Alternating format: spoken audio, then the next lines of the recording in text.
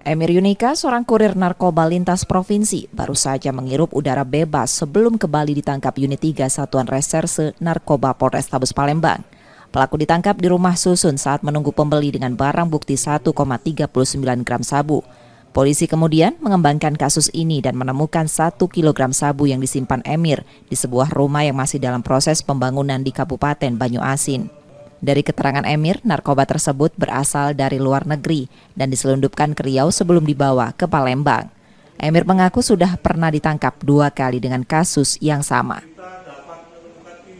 Seiring dengan penangkapan tersebut, kami menemukan petunjuk dan kami kembangkan yang pada akhirnya kami atau tim menuju ke Jalan Buya Rizky Borang, Perumahan Jasa Regensi yang berada di Kelurahan Mariana, Kecamatan Banyuasin.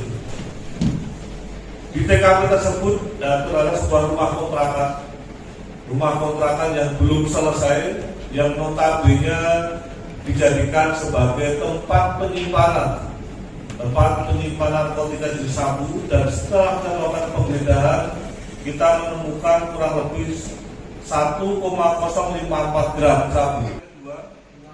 Kini Emir terancam hukuman penjara seumur hidup atau lebih dari 20 tahun.